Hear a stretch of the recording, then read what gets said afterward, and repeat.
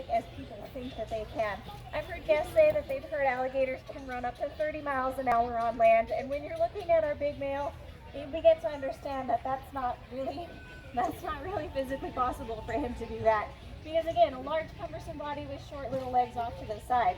So when I say that alligators can be quick on land, I mean in short bursts. Yes, they can absolutely lunge forward at you. They might even be able to sprint, but for very short distances.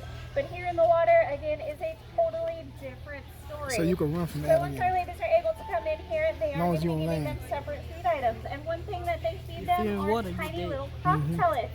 Now, it's easier for them to detect these in the water as well because alligators have a really cool extra sensory organ on their face region. You can see it right above the area above the teeth, and they're tiny, tiny little black dots that they have all over their face region.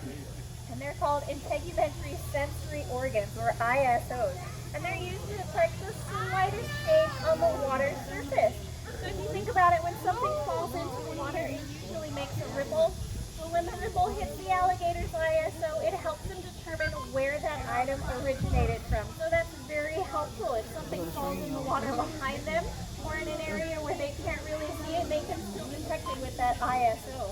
Or even if there's a fish swimming around underneath them in the water, they can still sense where it is using those extrasensory organs. So it is very, very useful to them.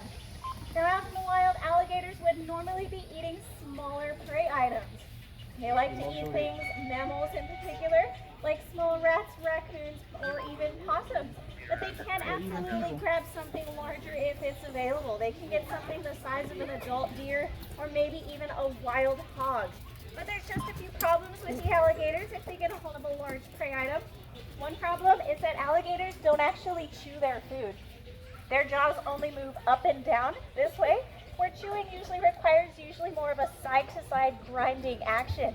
So if they don't have the ability to chew up their food, they need to figure out how they're going to get a smaller piece off of it. And that's where that famous death roll that we've all heard of comes into play. So what they do is take their powerful jaws and they clamp down with 2,000 to 3,000 pounds of pressure, and then they spin their entire body around until a smaller piece rips off of that prey item. Now, speaking about alligators' teeth, they are shaped the exact same way, all of them. They have anywhere between 60 and 80 conical shaped teeth. So that means they're all little cone-shaped teeth, which means they're really only designed to puncture and hold on to that prey item. They don't have any kind of serration on their teeth like a Komodo dragon or a shark would. So their teeth aren't really designed to slice through the meat. They're really only designed to puncture and hold on. So that, again, is really going to help them when they're trying to do that death roll. They puncture those teeth into the meat and they're able to spin their body around and hold on to it. Now what Julianne is doing over there is trying to cue our large male over to a very specific area of the pool. That's called station training. And one reason why that's so important for our keepers and our alligators is for safety. Not only the safety of our keepers, but also the safety of our alligators. I'm sure you can imagine when you have a large family dinner and everybody's going for the rolls at the same time, it can get ugly. Somebody can catch an elbow, right? It might be a similar situation here with our alligators.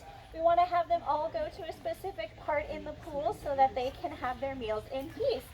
Also, it helps us so that we can identify each alligator individually, and if we ever need to go in and do any kind of veterinary care for them, if we're able to call them to a specific part of the pool, we're able to look at them more easily.